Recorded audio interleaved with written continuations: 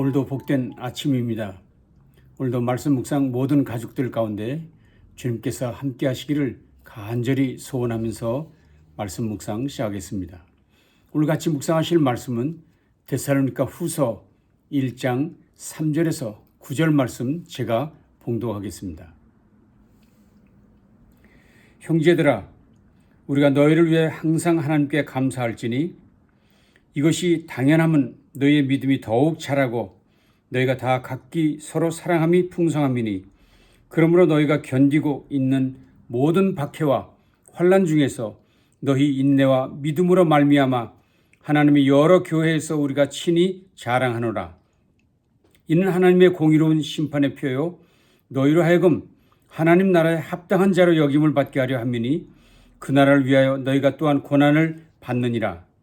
너희로 환난을 받게 하는 자들에게는 환난으로 갚으시고 환난을 받는 너희에게는 우리와 함께 안식으로 갚으시는 것이 하나님의 공의시니 주 예수께서 자기의 능력의 천사들과 함께 하늘로부터 불꽃 가운데 나타나실 때에 하나님을 모르는 자들과 우리 주 예수 복음에 복종하지 않는 자들에게 형벌을 내리시리니 이런 자들은 주의 얼굴과 그의 힘의 영광을 떠나 영원한 멸망의 형벌을 받으리로다.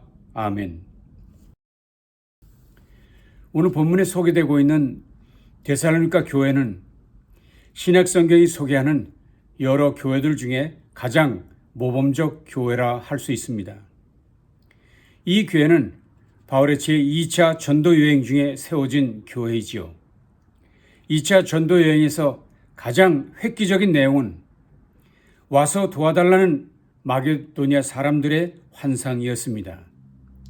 결국 바울은 그 환상을 따라 계획했던 일정을 받고 유럽으로 발길을 옮기게 됩니다. 드디어 바울의 일행이 빌립보를 떠난 후 마게도니아의 수도인 데살로니가에 도착한 후 그곳의 회당에 들어가서 3주 동안 복음을 전하게 됩니다.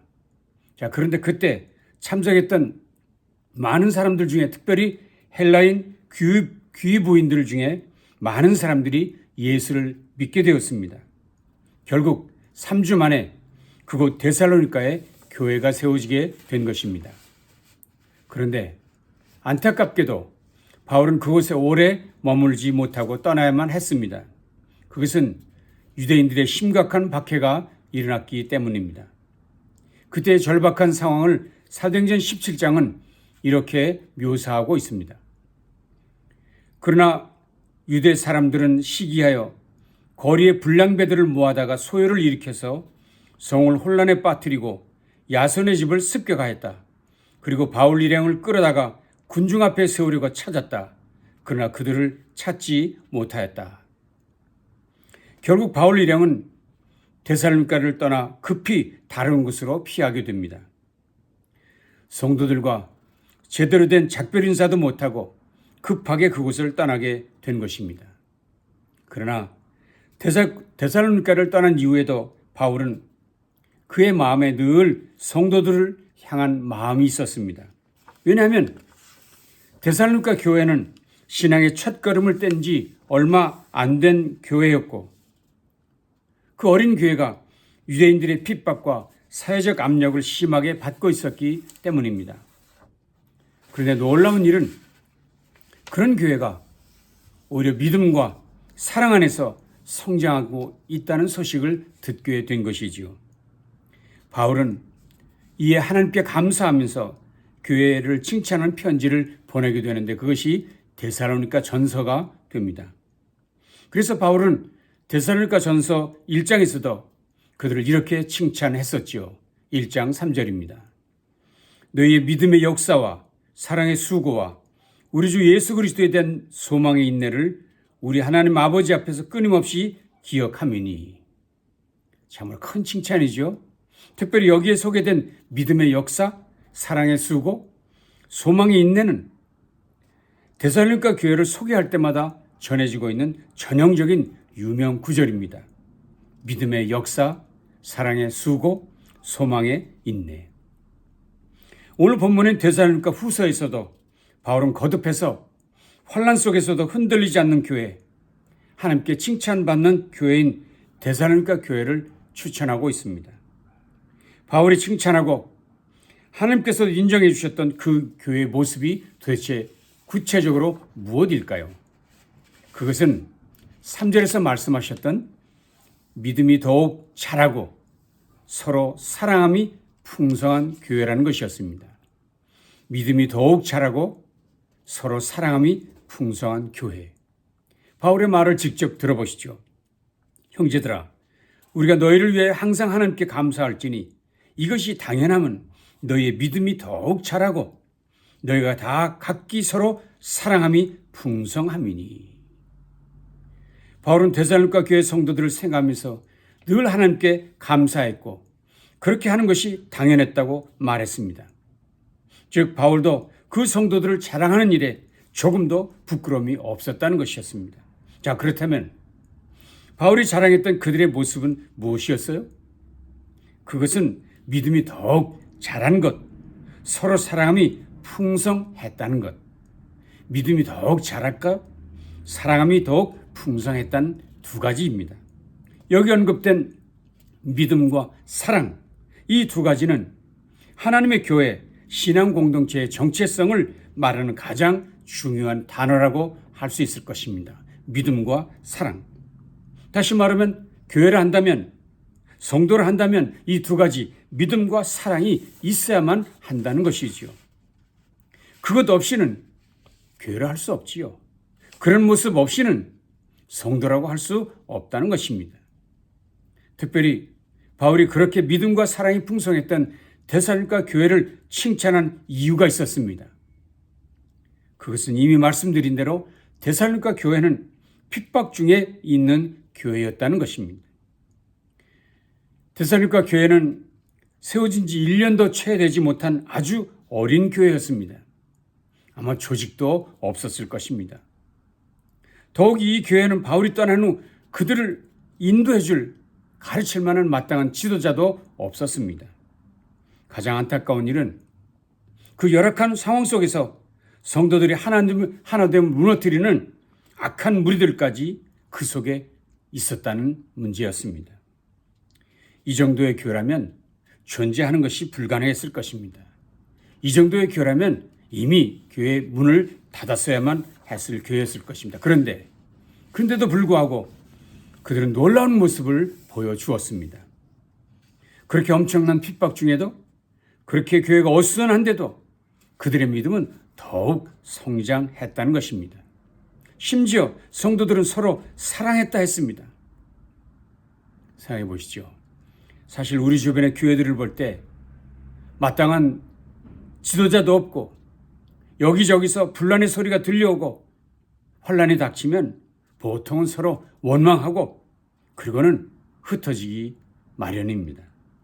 그런데 놀랍게도 데살로니가 교회 성도들은 그런 위기의 때도 서로 사랑함이 풍성했다고 했으니 이런 교회의 소문이 널리 전파될 수밖에 없었던 것이지요. 이런 교회야말로 모든 교회들의 모범이 될 수밖에 없었던 것이지요. 그래서 오늘 우리는 우리의 교회에도 이런 모습이 있어야 되겠다. 우리 교회도 이런 교회가 되어야 되겠다 하는 생각을 갖지 않을 수가 없습니다. 그래서 교회가 아무리 그 분위기가 어수선하고 시대가 어려울수록 신앙의 뿌리는 더 깊어져야 하고 성도들 간의 사랑은 더 끈끈해지는 그런 교회, 바로 우리 교회가 되어야 될 줄로 믿습니다. 그것이 주님의 교회다운 모습, 세상과는 구별된 특별한 모습이라 할 수 있습니다. 물론 이런 믿음의 성장과 성도의 사랑이 풍성해지기 위해서 필요한 것이 있습니다. 그것이 있어야만 믿음도 사랑도 풍성해질 수 있습니다. 그것이 뭘까요? 4절입니다. 중요한 말씀이죠. 그러므로 너희가 견디고 있는 모든 박해와 환난 중에서 너희 인내와 믿음으로 말미암아 하나님이 여러 교회에서 우리가 친히 자랑하노라. 바울은 데살로니가 교회를 자랑했습니다. 그런데 그 자랑스러운 그들의 믿음이 어디서 났다고 했습니까? 그것은 그들이 환난 속에서도 인내로 인내로 믿음을 지켰기 때문이라는 것입니다. 그들은 인내로 믿음을 붙들고 지켜냈기 때문에 믿음이 자랐습니다. 사랑이 풍성해질 수 있었다는 것입니다. 그렇습니다. 우리의 믿음이 성장하기 위해서는 인내가 필요합니다. 믿음을 붙들고 지켜내는 견딤이 있어야 믿음은 자란다는 것입니다. 교회가 성장하기 위해서는 믿음을 지켜내기 위한 참음, 견딤이 있어야 합니다. 생각해 보십시오. 이 일은 모든 경우에 해당하는 원칙이 아닙니까? 작은 아픔을 참아내야 근육이 생겨납니다. 성장기를 잘 보낼 때, 그 성장기에 만나는 성장통을 견뎌낼 때 다음 단계로 나아갈 수 있는 것이죠. 물론 이 인내심도 저절로 생기지는 않지요. 결단한다고, 결심한다고, 구호를 외친다고 그 인내가 생기지는 않습니다. 어디선가 누구에게로부터인가 견딜 수 있는 힘을 얻어야 합니다. 어디서 어떻게 취할 수 있을까요? 그것을 바울은 바로 하나님의 공의로운 심판, 공의로우신 하나님을 믿는 믿음이 그것을 가능하게 한다 얘기했습니다. 오늘 5절이죠. 같이 보시겠습니다. 이는 하나님의 공의로운 심판의 표요 너희로 하여금 하나님 나라에 합당한 자로 여김을 받게 하려 함이니. 다시 말하면 그들이 그렇게 인내할 수 있었던 것, 그들이 견딜 수 있었던 것은 공의로운 하나님을 믿는 믿음이 있었기 때문이라는 것입니다. 도대체 그 공의로운 하나님은 어떤 분입니까? 6절과 7절이지요. 너희로 환난을 받게 하는 자들에게는 환난으로 갚으시고 환난을 받는 너희에게는 우리와 함께 안식으로 갚으시는 것이 하나님의 공의라. 그렇습니다. 하나님의 공의란 뭡니까? 성도를 박해하는 자들은 환난으로 갚으시고 그리고 고난받는 성도들은 안식으로 갚으신다는 그것이 공의, 하나님의 공의를 말하는 것이죠. 쉬운 말로 하면 하나님 살아계시다. 그 하나님은 공의로우셔서 악을 반드시 심판하시고 갚으시는 분이시다. 적어도 데살로니가 성도들은 이 믿음, 이 소망을 갖고 있었기 때문에 어떤 핍박에도 굴복하지 않았습니다. 어떤 공격에도 흔들리지 않았다고 하는 것입니다. 그렇습니다. 우리가 신앙생활을 하다가 혹 고난 받는 중에 심지어 그리스도 안에서 받는 고난이 있다 할지라도 그것은 결코 헛되지 않다. 마지막 날이 되면 하나님이 반드시 갚아주신다는 확신, 공의로운 하나님 우리 가운데 계시다는 것을 믿는 믿음, 그 믿음이 어떤 환난도 견디게 하고 그 믿음이 끝까지 성도들 간에 서로 사랑할 수 있도록 해준다는 사실입니다. 그래서 여기 교회와 성도를 향한 바울의 기대와 소망을 보십시다. 10절입니다. 그날에 주께서 오셔서 주님의 성도들 가운데서 영광을 받으시고 모든 믿는 사람들로부터 찬사를 받으실 것입니다. 그런데 여러분은 우리가 여러분에게 주는 그 증거를 믿었습니다. 그렇습니다. 이제 저와 여러분에게 필요한 것은 그날에 주님께서 다시 오시는 그날에 성도들 가운데서 주님의 영광을 받으시고 그분은 모든 이들로부터 찬양을 받으실 것이라는 믿음, 주님 다시 오심을 확신하고 소망하는 믿음이 우리 가운데 필요한 줄로 믿습니다. 주님 다시 오시는 그날, 세상을 새롭게 하실 그날을 우리는 확신하고 믿어야 합니다. 그 소망 가질 때 우리가 오늘의 환난을 이겨낼 수 있고 또 우리의 성도들 간의 사랑이 풍성해질 수 있다는 것입니다. 그래서 바울은 마지막으로 교회를 위해 이렇게 간절히 기도하고 있습니다. 바울의 기도를 들어보시죠. 이러므로 우리도 항상 너희를 위해 기도하면 우리 하나님이 너희를 그 부르심에 합당한 자로 여기시고 모든 선을 기뻐함과 믿음의 역사를 능력으로 이루게 하시고 우리 하나님과 주 예수 그리스도의 은혜대로 우리 주 예수의 이름이 너희 가운데서 영광을 받으시고 너희도 그 안에서 영광을 받게 하려 함이라. 이것이 성도를 향한 바울의 기도라 했습니다. 한번 다시 요약을 해볼까요? 하나님이 너희를 그 부르심에 합당하게 여기시고 우리 주 예수의 이름이 너희 안에서 너희가 그 안에서 영광을 얻게 하려 하심이라. 다시 말하면 주님 오시는 그날의 교회와 성도는 하나님께 합당하다 인정을 받고 성도와 교회는 주의 이름과 영광이 넘쳐나게 해달라는 것. 이것이 바울이 교회에게 부탁한 간절한 기도였습니다. 그렇습니다. 교회의 존재 목적은 단순히 살아남는 것이 아닙니다. 하나님의 영광을 드디어 드러내는 것, 하나님의 살아계심을 온 세상에 드러내는 것이 교회의 목적입니다. 이것이 교회가 가진 마지막 목적이고 이것이 교회가 가진 최고의 가치관입니다. 그래서 고난 속에서도 교회는 끝까지 인내하며 믿음을 지켜내는 것입니다. 그래서 그 끝까지 인내하며 믿음을 지켜낼 때 세상은 드디어 주님이 누구신지를 보게 될 것입니다. 바로 그것이 세상 속에서 주님의 영광을 나타내는 교회의 모습이라 할 수 있는 것이지요. 이제 우리의 신앙 공동체, 우리의 교회는 어떤 모습이 되어야 하는가?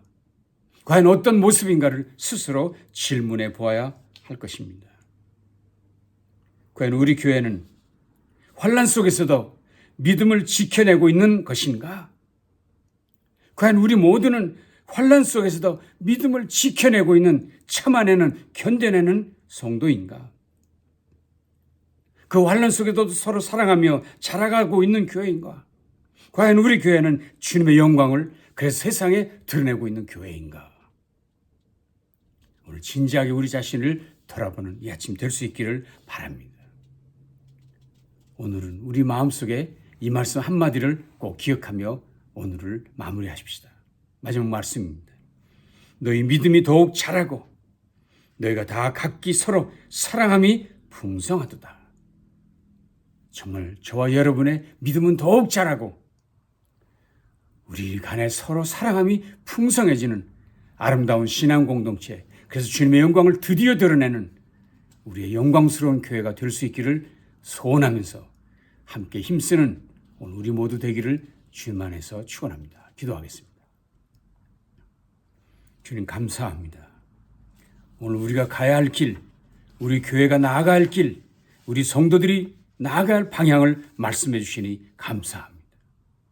아무리 힘들고 어려운 일이 있어도 우리의 믿음은 성장하게 하시고 성도 간엔 서로 풍성한 사랑으로 나눔이 있는 우리 교회가 되도록, 우리 공동체가 되도록 함께해 주십소서.